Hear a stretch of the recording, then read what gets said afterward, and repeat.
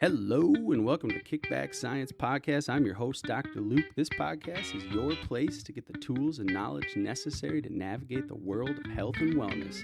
So kick back, let's talk science. This is good content. This stuff has gone crazy. We'll jump into it. Let's dive in. Let's do a little science. I'm going nitty-gritty science right now. I've been looking forward to this. Kind of going on a little bit of a tangent. Oh, yeah, that's right. I forgot about that. The information we discuss in this podcast is not meant to be taken as medical advice. It is simply informative. We're not affiliated with any organization or institution, just a few guys talking science and having fun.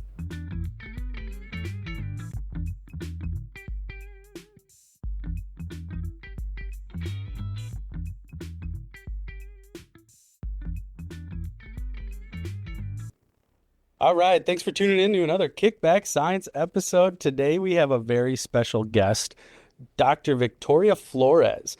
And I'm just going to go flat out and say it, V. I feel honored to be interviewing you right now because not only are you this crazy, intelligent scientist, but you're also the strongest bear. And for the listeners who don't know, so Victoria and I got our PhDs together at the University of Northern Colorado.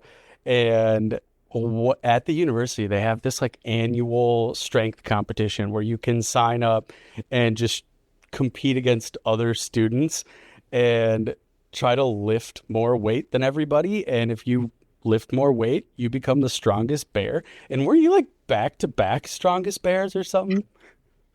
Yes, I did it again 2 years later in 2022.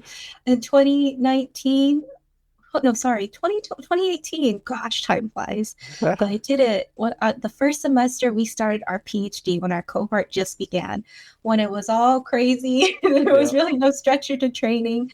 I jumped in and I roped in an undergrad student with me from University 101. Shout out to Angela and the 101 crew. And we did it. It was so fun. Yeah. I just remember like seeing that. I was like, wait, I didn't even know you were training for this. And then I see your numbers and I'm like, wait, you can squat more than I can? And I'm like 100 some pounds heavier. And then I was like, so you provided a little motivation for me to get my butt moving in the gym. Yes. But I wanted to make sure the listeners know that we're in the presence of royalty here, the strongest bear. So Dr. Flores is here to talk to us about a really cool topic of exercise and the role that exercise plays in multiple sclerosis. And we're going to get into a little bit more than that. To start off, Dr. Flores, will you tell us, like, how did you end up where you are? How did you end up studying what you're doing now? You know, what did you study during your PhD? And then continuing on now, you know, how did you end up where you're at? Yeah, thank you. So I started off with cancer at UNC, and it was COVID times when I had to switch over from that population. My whole idea was to do a dissertation on this special population and how exercise can help. But when COVID happened, I had to switch over to a field I thought I would never, ever study ever before, only because I have zero clue about it. Cannabis. Yeah, that's So right. I joined my PI, Dr. Stewart's line of research with my colleague and hopped on the hype that is cannabidiol, CBD. And I studied how CBD, when taken every day for 8 weeks, can potentially affect muscular strength, aerobic fitness, body composite, health-related fitness components of health. And the main reason why, as a lab, we agreed Colorado is very open to having many dispensaries out there, but these dispensaries didn't really have the basis, the scientific backup as to why they're prescribing a certain dose or why they were saying to their buyers, who were mostly college-age individuals, why you should taking this much every day. And most of their claims were just that you're going to experience this, you're going to experience that. And so we went in with the health-related fitness route and found out through our 8-week data collection that it didn't really do anything except power change. So anaerobic power, we had the students hop on a Wingate bike and do the anaerobic fitness test. And we saw that the CPT group had a lesser degree of decline in their anaerobic power, their peak power, which we found fascinating. Hmm. Over time, the placebo group decreased in power, but the anaerobic group didn't, excuse me, the CBD group did not. Um, so fast forward, after that fun little deviation, I really wanted to get back into special populations. I have a heart for that. No I more love weed no research. more weed. No You more were in the weed. right place to do that though in Colorado. Everyone in Colorado, like they love their weed. Everywhere you drive, it smells like weed. And you walk into these dispensaries and you hear some of the boldest claims. And it's like, okay, where did you get that claim? And yeah, that's cool that you did that research. But not to cut you off. So after you finished your PhD, then Yeah, so then what I next? looked for a postdoc and I wanted to get back into special populations. I saw this one, the Exercise Neuroscience Research Lab, and their population was multiple sclerosis. And I thought, exercise and multiple sclerosis. I've never dived down this before. I do have a background in autoimmune disease research. I would call some of the cancer related research courses that we took at UNC very helpful for understanding those pathways. And multiple sclerosis is very similar, not in a way that it's a tumor growth or anything, but it was similar in that regard to neurodegenerative type way. And the whole idea was using exercise, physical activity as a means of medicine to help those living with MS. And I applied. I thought this would be fantastic. Let me dive into here. And I had a bit of a learning curve to catch up on. The other postdocs all have done research on this before, but coming from my background, I had to learn again some specifics about MS. But not from the molecular standpoint. It was more so from the person with MS standpoint, and which I found was interesting because throughout our PhD, we always had a strong foundational science course.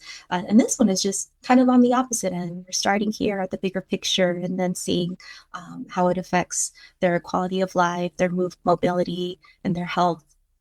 And so over the past 3 years, our work has been understanding exercise and its effects on multiple sclerosis on that larger scale. For me, particularly, it's giving out interventions or implementing exercise interventions for this population. And that's where I currently am now. It's And been wonderful. so, wow, 3 years. That's crazy. The time flies. Um, Yes. so are you gonna continue on this line of research? Do you plan on sticking with multiple sclerosis? I can never say that word, by the way. I MS. don't know what it is. Yeah, when I say MS, I'm not talking about mitral stenosis or something. I'm talking about multiple sclerosis, and I'm just gonna say MS from now on. It's But do you MS. plan on continuing with the MS research? It's a good question. I've been wondering that myself. I don't know. Um, I don't want to close down opportunities to work with individuals with cancer, or individuals with Parkinson's, individuals with Alzheimer's disease. All of that sounds so meaningful to work with for the choice of exercise and helping. MS is one aspect, so I'm not completely devoted 100%. I won't study anything else. But if another opportunity arises, that would be another similar autoimmune type disease, like lupus, for example. I I wouldn't stay closed. I would be open to that idea, working with that research. Um, So it sounds like you're kind of in this camp of we know exercise plays a role in, I mean, you name it, but the issue is we're not using exercise as like a prescription in these patients who have these diseases like MS. Like when I was looking in your research, I was just like, wow. Like, I mean, I've been in college for longer than I care to admit, and like studying a lot of the effects of exercise on a variety of different conditions. And I had no idea the amount of research that's out there with MS. But, there's all these other conditions that fit that same criteria. And it sounds like you're kind of just in that camp of you want to make sure that you're trying to promote exercise for just overall health and not to be forgetting about these patients who have unique conditions that exercise really applies to. Is that fair to say? Yes, I agree with that statement. And for some of the listeners who may not know what MS is, I always like to describe it autoimmune disease of the central nervous system. If a person thinks of our central nervous system as a wired telecommunication system with cords covering the wires, kind of like phone cables. MS is a disease that will disrupt those phone cable coverings, and that will slow the function and the response of the telecommunication signal. So very much likely it could happen in the lesions of the brain and the spinal cord, and you can imagine the manifestations in mobility, function, for instance, bladder function, for in more extreme cases, when it progresses, it could affect the autonomic nervous system too. And where we believe exercise plays a role in all of this is to help those wires regrow, regenerate, get stronger, make the connections better between the nerves and the muscle, that neuromuscular connection, keep the mobility there. I would very much like to in the future look into partnering with other neurologists, taking MRI scans. Some individuals in our lab have done this before, but is it possible for those lesions to regrow what was lost or replace what was lost? And so that's a whole area that could be further studied in this research line. But we do know exercise is doing something, and especially with MS. Oh, and I didn't know this when I joined the lab, but there are 2 million people worldwide who live with multiple sclerosis. You would never know. In the Wow. US alone, there's 1 million. It's estimated to be 1 million. Wow. And when done correctly, when the signs are presented early, they go to the doctor, and normally it presents differently for individuals. Like suddenly an eye goes blind, or suddenly they fall. They have no clue because they've been healthy all their life. Mhm. And then when their doctor points them to an MRI, and the MRI shows lesions so and so in the brain, and they tell them they have MS, it's like, but how? I'm healthy. I'm young. Mhm. Most are diagnosed around their mid to late 20s during a productive time when someone's advancing a career, growing a family. So it's very frustrating. There's a lot of emotions that run there too. Many of our participants in our research trials can talk. Oh, they could talk to that. Um, Yeah, I mean, how devastating. Just it's to be diagnosed with a condition with so much unknown at such a young age. I can't imagine that what it does. And I know that your lab has done a lot of research on addressing the mental health component of MS, and we can get into that. But just to make sure that we have a good understanding. So you said MS is an autoimmune disease, and for the listeners, we haven't spent a ton of time talking about autoimmune diseases on this podcast, but it's essentially like your immune system is there. And actually, by the time this comes out, Dr. Haverbeck Simon's podcast will have also come out. So we will have a good understanding of the immune system. But the immune system can just all of a sudden, you know, just not recognize its own components or your own components of your body and start attacking these very specific parts of your body. And in this case, we're attacking the parts of, you said the like phone cables, right? the And so myelin, yes. yeah, the myelin sheath, which is essentially like if we're using that analogy, you've got this like wiring and it's the insulation around that, right? So like you could think of it, I guess, continuing with that analogy, like squirrels, you know how they'll like climb those phone cables and they'll bite on the like Oh, that's insulation, perfect. and the squirrels are the darn immune system that is just fighting these things where it's like, hey, we need to I communicate, but it's love that. getting interrupted. Um, and yeah, so now having that understanding, like we're degrading a part of our nervous system. What is it about exercise that is able to, are we helping regrow that myelin? Are we preventing it from worsening? You know, yeah, I guess those would be my two big questions. Yeah, those are my big questions too. Since coming to this side of the research field, I've left the nuances, the lab work, the testing, the Right. models to study those nerves to see actually what that dose to emulate it in an animal model would look like. I have no clue. That's something I would love to see someone explain. And I'm sure it's probably out there. I just haven't been reading up to date on it. But the exact mechanism, the exact um, maybe it's more than one. I've had participants tell me it's a snowflake for them. MS presents as a quote snowflake because not everyone's MS is the same. Their MS is different from someone else's MS. And what I mean by this, for example, a participant will tell me, I don't have any problems walking. I can stretch. I have no hypermobility. I have no bladder issues, but I can't remember anything for the darn of me. I have to write everything down of the shortest term of memory. And I just need help bettering my cognition because somewhere my lesions have affected that. And on the opposite end of the spectrum, I have the sharpest tool in the box, you can say, and they remember everything we've ever talked about, anything they've ever read, but they are reliant on a rollator. They're now on a cane, but then they have to go back to the rollator. They can only stand up for maybe 10 minutes at a time. And so the pathology there where it's affecting the areas of the brain and how exercise will help that area. I don't know. But we do know, and we have these as outcomes too, that exercise helps improve cognitive function. So for those individuals who don't have those mobility challenges, we know that exercise is helping the cognitive parts that were lost, if you will, from EMS or were affected.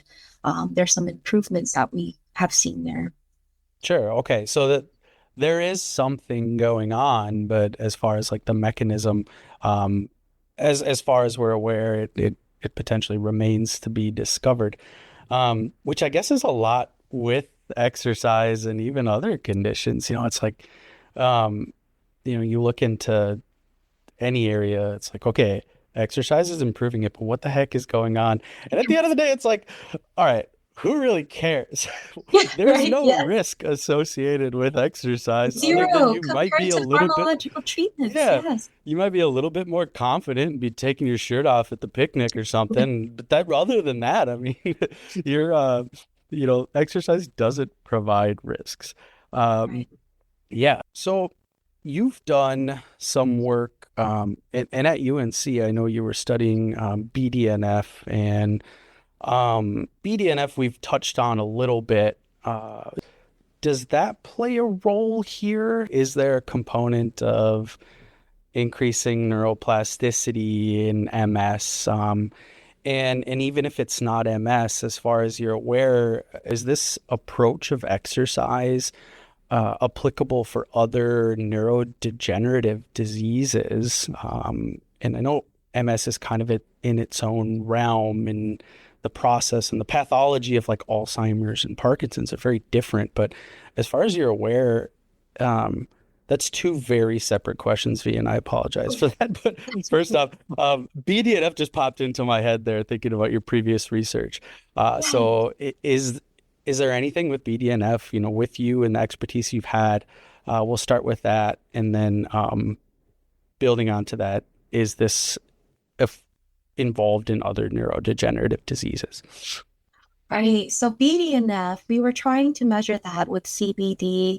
Was there an increase in it? Was there a change in neuroplasticity after taking 8 weeks? When I entered this lab, we have a doctoral student who was doing biomarkers in his research. He was actually going to do BDNF. But upon researching together, talking with him too, there wasn't enough grounds to study it as a strong biomarker for MS.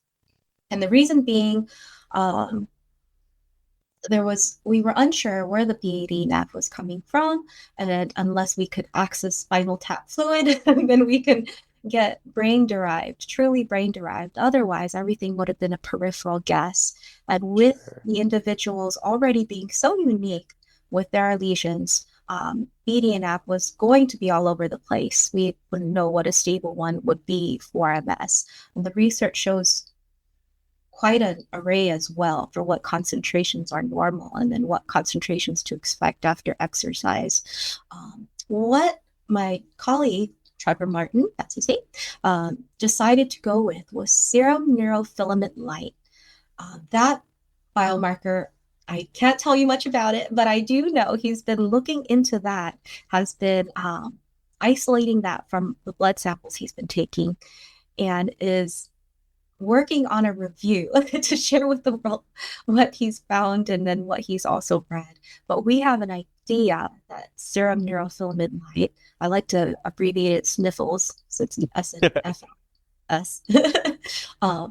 has something to do with MS. I mean, maybe it could lead to earlier detection, maybe it could lead to stronger correlation with those who are physically active. So the more you're active, the more you have this, and the better chances you can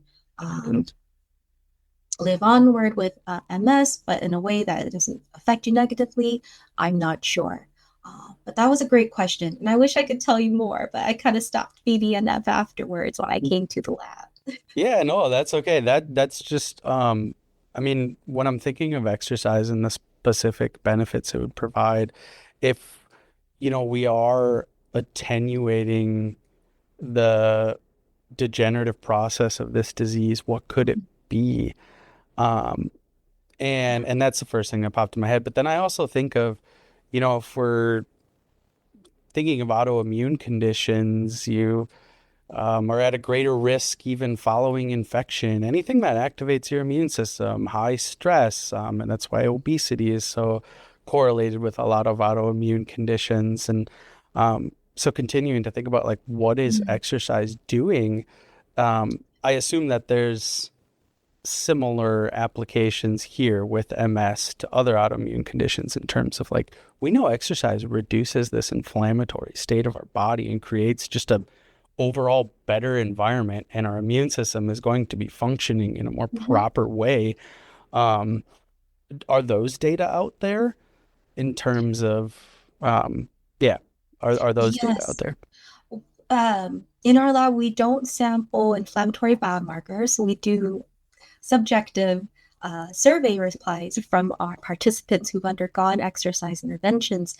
For example, in one of our studies, the targeted exercise for African Americans with multiple sclerosis, abbreviated TEAMS for short, we did preliminary analyses this past summer, presented it at the Consortium of Multiple Sclerosis Society, CMSC, in Nashville. But what we've gathered was those who are in the exercise group versus those who are in a stretch group had a lot better management of their MS symptoms. And what I mean by that is, okay, how was their physical activity? How was their perception of it? How was their depression? How was their fatigue levels? Their anxiety levels? There were improvements in there. And what was really notable, back when we were presenting that data, was the fact that both of them were delivered in the same way by a behavioral coach who focused on social cognitive theory, working on participants to understand that they're the agents of change and to implement the change that everyone so desires, to have exercise as a daily habit, something that they enjoy, something that is sustainable for them. They'd have to build on these strategies and these tools that we give them. That the stretch or the flexibility group also perceived more physical health related quality of life. So there was a little improvement there too. We found that really interesting because they were receiving the stretch exercises, stretching both dynamic and static, while the exercise group was receiving aerobic and resistance training. And so the outcomes were not biomarkers. They were subjective replies from participants evaluated after the 4-month exercise program. And so even though we don't have the biomarkers to show that there was that change, the exercise had changed something internally, we can measure how they were feeling afterwards, the subjective part of it, that they were experiencing more endurance, they were experiencing more strength, and this played out in their daily activities, which was monumental for them. Some of those little stories, it seems little, but for them and for the community of MS, it speaks volumes of to how exercise helped. For example, um, some of those testimonies shared where I buttoned my blouse up the fastest time ever. And normally she has challenges with her hands. So the exercises, the aerobic and the resistance exercises were helping her with her hand dexterity, which was, I thought, amazing. Yeah. Take little things in life for granted sometimes, but for her, that was so big. Many examples of I was able to walk through the airport without having to take breaks. I was able to go through my day, going up and downstairs, doing laundry, my chores, without any breaks, and crediting that to the exercise that helped build that endurance for it. Wow, that's really cool to hear.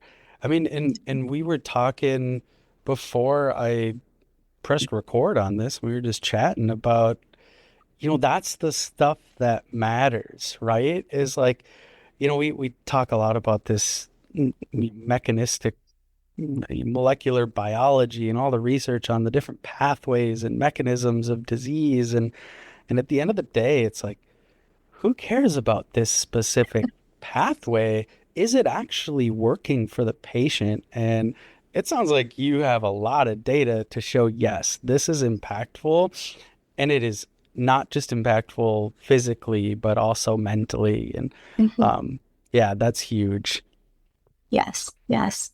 Um, yep. Adding more to that, that we still don't know how to best implement the exercise, that we have a dosage challenge.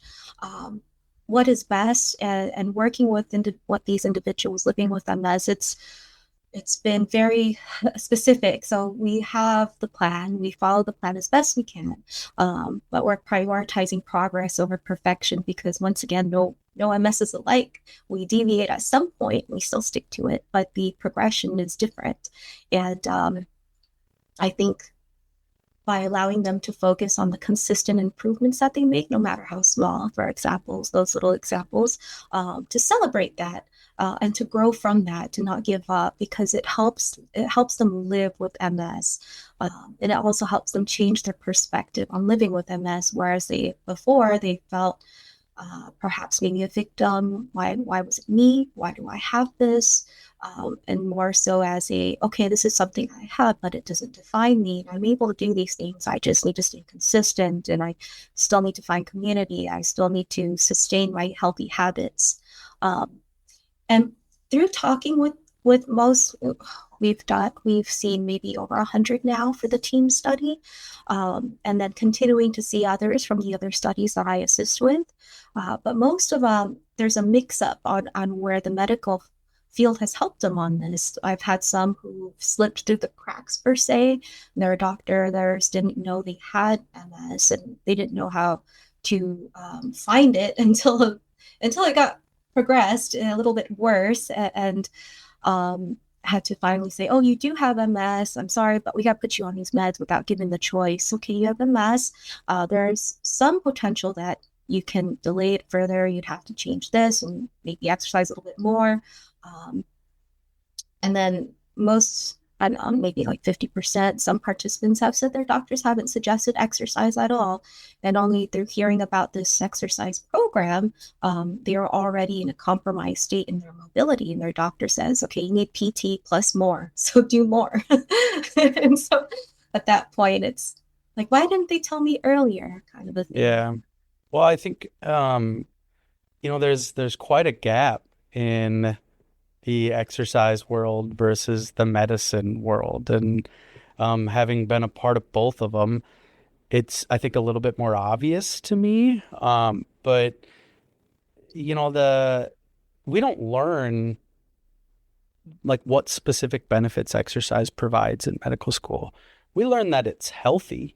We, as physicians, know that patients should be exercising, but when it comes to a specific disease, in a specific condition, you don't learn anything about like, oh, is this safe for this patient? Is this not safe? Um, is this patient going to be able to tolerate exercise? And I think that that's the big factor. I've only Mhm. seen one patient with MS in my time during my Mm. clinical training, and I know that that particular patient was not exercising and hadn't been told about exercise. Um, and I imagine that that is pretty common in terms of physicians probably are not discussing that. I also imagine with MS, it's a disease where you have these periodic flare-ups most often, right? I know there's a lot of different types of MS, but a lot of times you'll have, these flares like an autoimmune disease would, and then you'll come back and feel okay for a period of time and it'll get worse and then it'll feel better. And patients are probably going to see their physicians during that process of flare. Um, and that just led me to a different question here too. Yeah, yes. Do you use exercise differently during different timelines? I mean, you talked about how this affects patients so differently. There's not like a Mhm. consistent set of symptoms. Um, is there a different approach to exercise in different patients depending on their symptoms? Yes, 100%. Yes. In some of our studies that I assist with, we definitely do screening. Um, we ensure that we screen participants so that they are matched appropriately with an exercise program. For example, if they're needing more than bilateral support, so they need more than a rollator, they can't stand up too much at a time. And if they're bedridden, if they're needing support 24/7 to walk, those would not be appropriate for aerobic exercise and resistance training, where it relies on balance and coordination. You need to stand, you need to do this.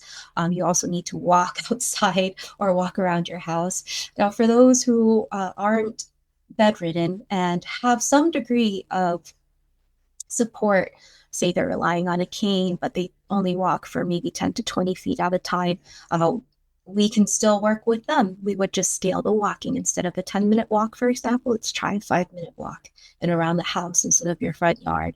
And then over time, as the body gets used to that stressor, as the body gets used to that exercise, progress to 8 minutes, maybe 10 minutes. And we've seen this many of our participants starting low and then going um, at a more intense pace, either more steps in the same time or either increasing the duration of the time. It truly depends on them. And they tell me, as the coaches, we receive their feedback and we tailor it every time we meet. One thing we do ask is if they've experienced a relapse within the last 30 days. And if so, we tell them to wait again 30 days and then let's start the study after a month has passed and your system has stabilized. Otherwise, it would not be wise to start an exercise regimen after a flare up, after the central nervous system has received its shock and so forth. It's not ready.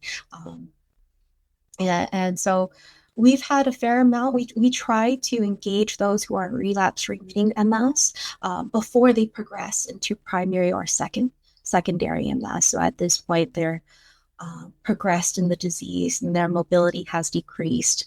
So we try to get them early on. We try to talk to neurologists, our hospitals nearby, and everyone within our network to find these individuals so that they're aware of this exercise program that can help and help maintain their mobility before time just happens and they lose some mobility. And it sounds like not just maintain mobility, but you can also like improve all these aspects too. I mean, if in an Yes. individual with secondary MS, is secondary MS the where you continue to decline? It doesn't you don't actually return to baseline typically. Yes. Um, Now, if an individual with secondary MS, do you see improvement in symptoms there too, as far as mobility, strength, and just daily function, or do you just see an attenuation, a decline? I would say yes. In the two research studies that I'm in now, I don't have any individuals with secondary, but those I've worked with primary and RRMS relapse remitting, as long as they're able to progress at a pace that suits them, they're able to get better per se. Um, we do have other researchers in our lab that are working with those who are wheelchair users or scooter users. I'm trying to remember if we have anyone working with secondary SPS, secondary MS exactly, but I don't think so. Um, but for the wheelchair users, we have a colleague in Texas who's doing a research study on exercise in wheelchair and measuring outcomes on how they can improve for that. Um, oh, although I haven't been on a previous study that worked with wheelchair users, we did have some. I remember the success story of one. She was in a wheelchair when she started the exercise program. And then by the end of the program, not only was she able to walk, she had a goal of walking her son down the aisle on his marriage day, but she also danced with him. Oh my So gosh, that is it's so very cool. powerful. Exercise is very powerful. It can definitely work, and it Wow. depends on the situation as always. But I don't want to say it's not possible. It very much is possible. Yeah, that's so cool. And I mean, like, just thinking of when a patient comes in with MS and they've had a flare up and they will get thrown on a steroid, some anti-inflammatory medication to try to help them through that time period. But then you get back to baseline, you're not having this flare up, and that hasn't really, if you're on this anti-inflammatory medication, that's not really doing anything to help improve your symptoms, especially at baseline. And Mhm. so just hearing you discuss this, I mean, it sure seems like exercise would work way better than any like pharmacy. And this, when I say this, I want to make sure that the listeners do understand this is not me saying don't take any medication in this particular example, but it sure seems like exercise would provide a greater benefit in terms of you're actually improving Mhm. this baseline function and Yes. you're not just addressing when the flare-ups occur. You're actually addressing like overall quality of life and Mhm. function. Yeah, that's so And cool. that's what we're in for. We want to, it's all about enhancing quality of life for our MS patients and participants. And we do have a handful who go to their appointments, they receive their infusions for their medications for MS, Ocrevus infusions, they get it every 6 months. And they have this exercise program as an adjuvant therapy, which I love to say because it both whatever is working for the patient, allow that patient to continue using what's working for them. If it requires them going to get the medications and then being in an exercise program and PT at the same time, 3 levels here. Every day they're doing something and also receiving medications, but they're feeling better. They're having better improvements, less fatigue, better mobility. By all means, allow and encourage that. On the flip side, if one's not working for the participant, another thing's not working, maybe their mobility is all over the place. 1 week they're walking, one week they're bedridden. Then I personally feel like we need to take a step back and look at their treatment of care, all the players who's giving this participant, this patient, lifestyle changes as well as medications. Something needs to change to better assist or better assist them. Uh, if that requires a change in medication, then suggesting to the patient, have you talked to your doctor? Has your medications been helping? If it's a change in the physical therapy, shall we go light intensity on your exercise program to accommodate the intensity levels at PT, OT? Um, all of these factors we take into account when we see our participants on a weekly basis in the program, in the exercise program. Um, and we continue to monitor because no exercise program is perfect. We're always finding the variables um, to play with, the levers to pull. Another way to say that, which is best at this time, which is best at this time. Um, Sorry, my train of thought was going. I have participants also who just do not want to take any medications at all, like Mhm. zero. They don't want to take it because they don't trust it. There's some trust issues there. For the longest time in many communities with the healthcare system, that by all means that's their choice, and I'm sure their neurologist has talked with them. But also at the conventions and the conferences that I've attended, MS medications have been improving so much the past 30 years. So many good improvements. Um, it's amazing. I think talking to a researcher in that field who does the bench work with that will be fascinating too. how'd you guys get here? And so forth. So, Yeah. Yeah, it is really impressive the growth of just the field that involves any neurodegenerative process and anything with the brain and the nervous system, mhm. because that was just such a difficult area to target for so long. I mean, it still is, but yeah, that's cool. Um, Now hearing you discuss like the different modalities and how that's constantly evolving, and your lab is constantly pivoting based on, like what type of the fit VP, frequency, intensity, time, type, volume, progression, like what's most applicable to a patient with MS. Um, Now building off that a little bit, I think a lot of people think of MS as this unknown condition in terms of exercise specifically. And what I mean by that is, people may think that exercise is not safe for an individual with MS depending on their symptoms. Is there a particular case where a patient, you had mentioned during a flare up, this 30-day time period, um, but is there, a set of symptoms that would indicate that a patient's not safe to exercise? Mhm. Um, yes. So during, I would say flare-ups or relapses, maybe they don't know they're having a relapse. And so we kind of ask the questions, okay, can you describe to me what your symptoms were this week? Oh, I was really tired. I was so fatigued. I couldn't even get up to, you know, walk to the bathroom and use the bathroom. I had to ask for help. That would be a a big symptom. Like, I don't think we're ready to start your exercise yet. Let's wait until this passes. And normally is this a normal day for you? And they would say, no, this is just this week. I think I'm having a flare up. And they'll try to think maybe it was the overwork, maybe the stress from work. That can be a trigger for a flare up sometimes. I've heard some participants say it's stress from work. During the summer, the heat is very, very challenging for those living with MS. Some experience the MS hug. It's where all their nerves just feel like they're tingling and on fire because the heat is just engaging those nerves. And so they can't move. They need to be under a fan or in front of an AC unit until they cool down.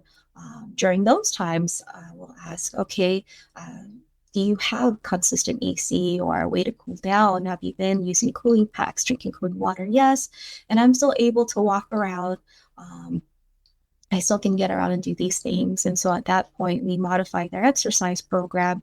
Okay, can you wake up at maybe a little bit before the sun rises? If you're getting enough sleep, if you're sleeping earlier in the day to bypass the heat and exercise then, yes. Okay, that's great. Can you go to, do you have access to the YMCA? Pool therapy, for example. Can you do some exercises in the pool? Water therapy, swimming therapy is excellent. The convection helps cool them down. And so we'll try to go that route. If not, then we just minimize the intensity even more. And then for those who are so extreme symptoms, relapses, those who've fallen and they have no idea why, we kind of wait. We wait until they see their neurologist and they take a new MRI scan. Based on that knowledge, then we can progress. Okay, let's go back to light stretching, mobility range of exercises, maybe some, so for example, shoulder flexion, extension, rotation, same with the hips, same with the ankles. And then as the body recovers, do some calf raises, for example, seated calf raises, seated pushovers, seated assisted squats. That's best case scenario. Say they just had a fall and there were no new lesions. But then if there were new lesions, then the plan of care changes. Maybe their neurologist now suggests that they start a new medication. During this time period, we will also adjust the exercise. We'll make it once again light, focus on range of motion exercises while the body adapts to this new medication change. Almost all participants that I've worked with that have switched medications have this down period where they are very, very fatigued. They can't even do their daily tasks 100%. They have to take breaks during that. So asking them to do exercise on top of that's an added challenge. And so we kind of work through that and keep them mentally strong until that week or 2 weeks passes, and then get them back up. Um, I think I mentioned the most common scenarios on adjusting the exercise for them. Um, and yes, was that? I kind of forgot the question. Well, that's because I tend to blabber into a question. And so my Boundaries. question wasn't formed very well, but it was essentially like, is exercise safe for patients with MS? And is there any, particular situation in which it wouldn't be? And it sounds like, yeah, and it depends. Just as you would evaluate anyone's safety Mhm. with exercise, there is going to be an evaluation as you just went Yes. over. But what I really want to make sure that people understand, if this is appropriate to say, is that it is safe and that patients who do have MS should be exercising, by all means. And um, there may, it sounds like, be a time period where, you might have to hold off. Mhm. Um, but that's not, during the whole progression of the disease. It's just during Yes. these relapses. Is that fair to say? Yes, absolutely. And we have some perfectionists. Everyone tries to be perfect. So, for example, I've had a participant who's very much wanting to progress in her endurance and strength, and all of a sudden, just out of nowhere, she falls because her foot dropped, or she experiences foot drop here and there, and it was due to the weather change. There was a 20-degree drop, and her joints weren't responding, and her CNS was just not working with her that day. She says, "This is not cooperating. My leg was a noodle." And she fell. And that fell, turned into a bit of a high recovery time. It took her out for 2 weeks where we just did range of motion exercises. And she was wanting to progress so much, and she was sad to kind of start all over again, but then recognizes that this is okay. So working through a participant, a patient, a person with MS through those times Hmm. helps them build the resilience and the confidence to keep exercising, even when a relapse comes, when another accident happens. So that they're feeling confident, they can go to their knowledge base. Like, I've done this before, I've had success, I can do this again. Um, I have social support in this. I have a goal. They can count on these things to help them get back up, versus, all right, this is my fate. I guess I shouldn't even try. Right. um, and there are really no side effects. What we've seen, the only adverse events that we've reported are these accidental falls that just happen with MS. It could be the foot drop. It could, once again, it could be the change in weather. We see most of it happening in the summer with the extreme heat or the temperature drops. Just the change in that really affects someone's nervous system. Funny story, I had a participant who can tell the temperature of the room, and she was telling me the first time it started to happen. She's like, "Hun, can you go upstairs and change the dial to 72 degrees? I know it's 73, it's too warm." And he's like, "No, it's not." And so they were bickering back and forth. So, "I'll bet you $20 it is." And so he goes and he's like, "You're right. I changed it." Then I changed it down. And I just laughed, like, "How could you tell?" She's like, "I could feel it." And another participant with MS, she could tell when it's going to rain. Her ankles would get stiff. And then What? after we talked about that, it's the humidity, the climate humidity, she would feel that. And literally, just she could tell her central nervous system would seize up, her ankles would get stiff. She's Oh like, my "Victoria, gosh. I won't be able to walk tomorrow because it's going to rain." She should be a meteorologist because I feel like they're never right. It's always going to be right. Oh, yeah. Exercise is safe, and they know their body best. Like, I've always been on the cautious side when I first started being a coach, being a behavioralist coach and working with them. But they know when to push. Sometimes they'll be like, "Oh, I was really tired, but I did it anyway." I'm like, "Are you sure you're okay? You can take that rest break and come back to it." I'm like, "No, I'm fine." And Mhm. 10 out of 10, they ride through that fatigue, they push through, and they're great. They get stronger again. And then for those who are like, my family came in town, I was entertaining Friday, Saturday, Sunday, I was on my feet. I don't like, I can't even get up from this bed to get to work. I'm like, "Please take your break." I'm like, "I think I need to."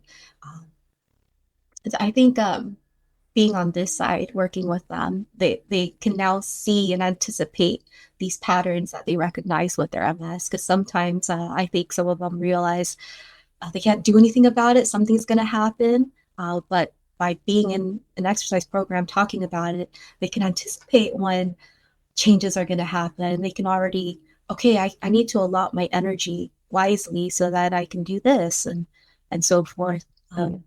Yeah. But safety's been good. No, there's been no crazy stories with the exercise that the participants have had. Good. And yeah, I just feel like that's so important, especially like being in the healthcare field. And I know that a lot of physicians are going to be unsure about recommending exercise for MS. I know there's uncertainty there because I've seen it with not just MS, but other conditions. Um, and so that kind of leads to my next question too. Like there's this huge gap in exercise and medicine. Um, and you've already kind of clearly laid out the fact that exercise plays a very significant role in MS. Um, do you have any thoughts on how can we better incorporate this into the medical field specifically? Because the reality is a lot of patients trust their physician's opinions on exercise, whether or not they have the foundational knowledge to give that advice. But patients do trust them. And so what I want to know is how can we make it so that more physicians are recommending exercise for MS patients? I think they should work with exercise physiologists. I think there's got to be a lot of ex-phys persons at the hospitals just nearby and ready to go. I mean, PT and OT are already doing their work with helping with the rehabilitation piece, but once the insurance ends, they send them on their way. They send them on their way, and they don't continue. Sometimes they do, but most of the times they don't. But I think getting that stronger foundation right at the start, especially when they're diagnosed, working with an exercise physiologist who knows about MS and gets them jump started on their health journey with it, I think that would be so helpful. And then for the doctors who are not sure to prescribe, I think that's changing. I think some of them are encountering that question more from their patients, at least with the MS, like, should I exercise? Physicians shouldn't be afraid to tell them to exercise, to recommend it as a daily activity, light walking, swimming, light resistance training, or daily stretching and range of motion exercise. Most think that's not really as important because it's just stretching, but for MS it is. For those with spasticity, it's so important. Some of them wake up and they can't get out of bed without doing a few little wiggles and then extending the wiggles until they're okay. And now I'm almost like the Tin Man, but now I can get up. But recommending just something small like that and would be very helpful for those living with MS. And then say they've left that care center, maybe the person with MS no longer has PT, their neurologist has been encouraging with exercise. Maybe what they can do is seek centers where there's a program designed for chronic conditions. I guess I'll put it as an umbrella because there has been really no certain center, an MS center, an MS exercise center. Our lab, our exercise neuroscience research lab, we're research based, but maybe in the future, those exercise centers for chronic conditions can pop up. Yeah, I that's what I'm hoping happens is like this specific facility. Like we did so well with cardiac rehab as a field, and I Yes. say we, I had nothing to do with that, but cardiac Me too. rehab is such a great, this it's part of a treatment plan for a patient who has a cardiac related event. And I interviewed Dr. Peter Brubaker at Wake Forest. And he was talking about how the reason insurance hopped on board with cardiac rehab is because there's a physician there to sign off every time a patient goes through the rehab program. And so they're able to bill it very well. And so it sounds like there needs to be physician involvement to be able to bill for insurance purposes. And I mean, I think that that's so wrong. But if that is the case, there should just be more of these facilities. And it would be such a worthwhile investment knowing how much of an impact it's going to make, especially here in this example of MS. And and so for your lab specifically, it sounds like you're recruiting patients, and then after they're done, I saw a lot of your publications are like a 16-week, 3-day per week program. After they're done with that 16 weeks, are they on their own? Do you have a facility they can use? Is it just research based? Yes, yes. So for the teams trial, the ones that the teams that were just about finishing up, um, that concludes after 8 weeks. So after the 16, excuse me, concludes after 8 months. After the first 4 months, there's no more coaching involved. There's no more email encouragements. There's no accountability and encouragement. At that point, the participants go on independently with whatever habit they formed from the program, whether that be the perfect 3 times a week walking, 3 times a week resistance training, or a mixture of those. Maybe it's 2 times a week, or maybe, and then within both of those, there's a certain amount that was prescribed by the end. 30 minutes, for example, for the aerobic, and 10 exercises at 2 sets of 15 each, with a heavier resistance band for the resistance part. So wherever they finished, the idea is that they continue onwards. And then at the 8 month mark, we go back to them. Hey, it's been 4 months of quietness. You haven't had encouragement, a coach to talk to you, no accountability. How did you do? And then that's the data we're currently collecting Sure, right now. okay. We want to see how much they stuck with it. And what makes this program, this exercise program, different from other research exercise interventions, is the behavioral component. I mentioned the social cognitive theory, the SCT variables, and giving them the tools and strategies to recognize their aging of change. All of that's scripted and structured. So the coaches that deliver this through the intervention are very much following a step-by-step to implement it to the participant. And our biggest hope is that they take it, they perceive it, they receive it well, and they practice it when it's done. So we're in the midst of that. We're wondering if one's enough. One encounter, 1 4 month encounter to build those strategies for them is enough, or in the future, will it need to be more? Or in the future, do they need to do a 2 3 month follow-up? But at this time, it's just that we don't have a center for them to go to. We've had some say, I would like to, continue. Is there more after this? Yeah. Like, I'm sorry. Well, hopefully soon. I mean, after like your lab and others continue to publish your work on this, then, hopefully some people will be willing to put a grant forward to build a facility like that. Um, you touched on with this Teams project what I think is the most important thing, not just for MS, but anything, and even just the apparently healthy population, and that's adherence. And, you know, people that work at gyms as, like, for example, a personal trainer, may have the impression that, people who don't exercise are lazy. It's really easy to just go start exercising and such. But there's kind of a bias there in that the people that they work with already have this motivation. They've already decided they want to change. They've already decided they want to exercise. And so it seems easier to get somebody to exercise in that setting. But when you're working with somebody with MS, for example, let's say they were sedentary beforehand, and then they come to you and they've just gotten this news that they probably are unsure what to do with, and it's probably taking a toll on their mental health. And now you're telling them to make this huge lifestyle change. Imagine how difficult that is for them. And so I really like that you guys are trying to figure out how can we can demonstrate that exercise is important, but the most important thing is that they continue it, and the adherence aspect of it. I think behavior change and what did you say? Was it cognitive? Social cognitive theory. Social cognitive theory. I don't know anything about social cognitive theory, but it does sound like an approach for like behavior change and helping develop habits. Is that? Yes, yes. And I'm not an expert in it either. Our PI, Dr. Robert Model, the one who had established this lab. He's an internationally known scholar in the field of physical activity and exercise in multiple sclerosis. But during his building of this lab, had encountered that same challenge. What's missing about these exercise interventions that the previous researchers have done? It's that piece. Like, how do we get the participant to buy in, the Hmm. person doing the exercise to stay in?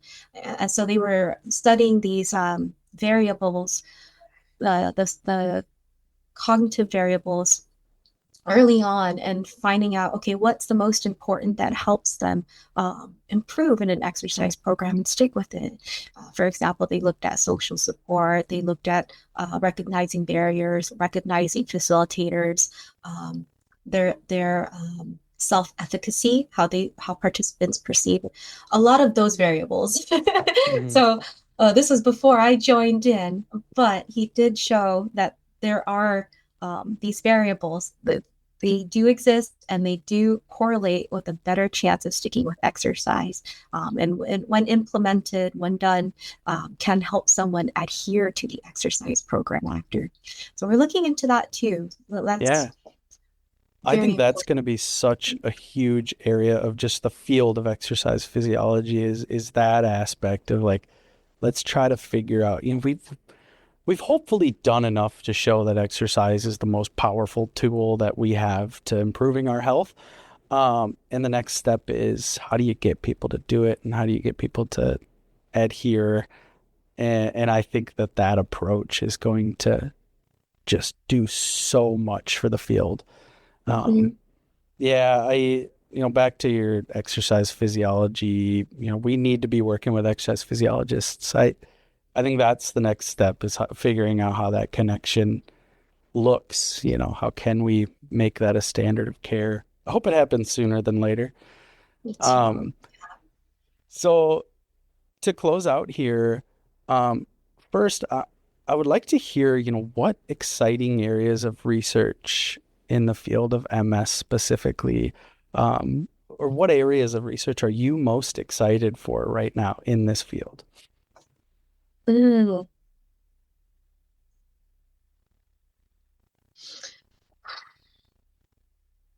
I think that we're I think the most exciting part right now for multiple sclerosis research is that we're including everyone that has not been represented in MS before. Back in the earlier days, MS was thought to be a white woman's disease, white middle-aged woman's disease. That was the running joke with everyone in Yeah, the because lab. isn't it? I know it's more prevalent in women, but also isn't there this like Northern European and people who live like towards the North and South poles? Like, isn't there something to that statistically? Like, these northern and southern areas are more prevalent? I'm not sure about the pole areas, but Okay, yeah, might be but just some random theory I saw on Reddit. I don't. I don't know. Sometimes they hit the nail on the mark, but back then, yes, they all just thought that MS was, yeah, women, white and middle age. But no, current research just shows that we haven't had the opportunity to invite and allow people from other ethnicities and races and communities to join the study. So now that we've gotten more individuals coming in, our picture of how the burden of MS looks for a person and their caregivers is completely different. We're throwing in a whole new cultural component by looking at the Hispanics and Latinos with MS. It's so different. The Asians with MS, coming from an Asian background, it's either you're crazy, you don't have a mental problem, you're just crazy, you don't have a disease. And so just understanding that, I think that's fascinating because now that allows people to understand like this is a chronic condition. Mhm. It's not their fault. They're not crazy. It's just it's actual thing in the brain that's not their fault. And then also giving a voice to those who were excluded in that earlier research. Most of what we know about MS and the symptoms were built from those early ideas. And you're right.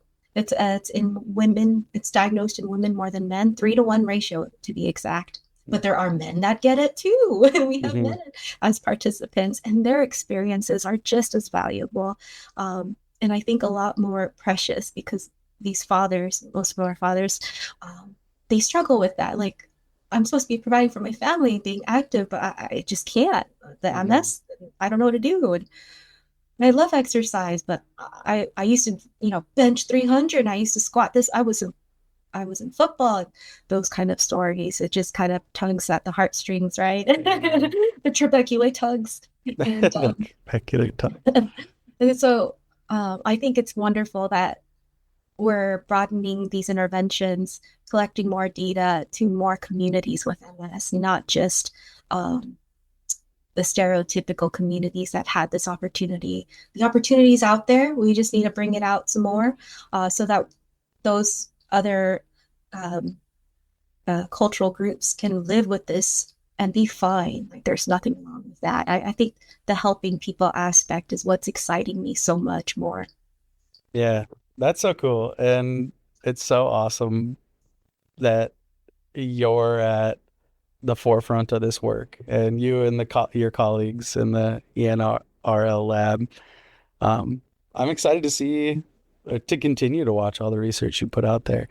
Um, Now, for the listeners, anyone who's been impacted by MS, knows a family member who's been impacted, or just simply wants to learn more, whether you're in healthcare or not, um, it- do you have any recommendations on where people should go for resources if they would like to learn more about how to exercise if they have MS? Absolutely. So we are a part of the National MS Society, our PI.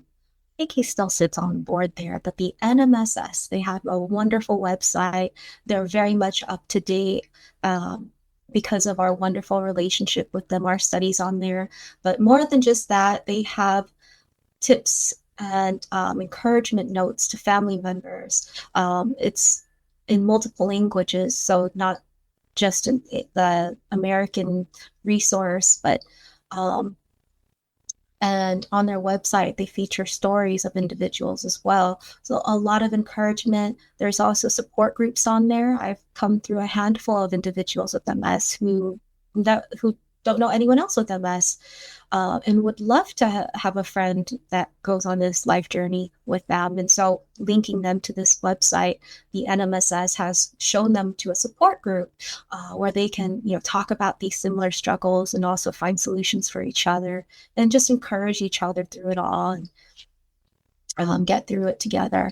Um, the NMSS is one. I Conquer MS is another organization that's dedicated to helping find a cure for MS, finding a way to help live with MS too.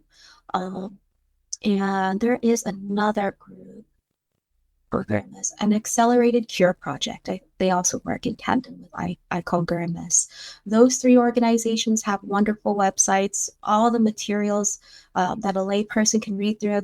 No research articles on there. If they want to see the research articles, they can come to our exercise neuroscience research lab webpage, ENRL at UIC. Yeah, that the ENRL, that's would you say where you would recommend some healthcare providers going to that want to learn more about the research in MS and exercise and the efficacy there? Is that website? Absolutely. Yes. On our research publications list area, they will find protocols of the exercise interventions, the outcomes we're looking into, the methodology behind it all, our hopes, our conclusions, and our future directions, which include them. We hope that the healthcare providers work with this to help their patients. It's for them. I understand it's for their patients. So going where they can see this and be confident in recommending exercise, they can come to our page. Awesome. And we will link to all the sites that you just listed in the description of the podcast. So if you're listening, click to open the description and you'll see the links that Dr. Flores is referring to, as well as a description of what they are. Well, Dr. Flores, this was so awesome. Thank you so much for taking the time to sit down with me. Just incredibly valuable information. I learned a lot. I did not have a good understanding of this particular topic going into today, and I definitely took a lot away. So thank you for that. My pleasure. Thanks again for tuning in to the Kickback Science podcast. We love talking science with all of you, and if you feel the same, you can support us by subscribing, hitting that like button, and giving us a follow on our social media pages. Don't forget, you can submit questions through our website and in the comments section of all our social media. Have a good one, everyone.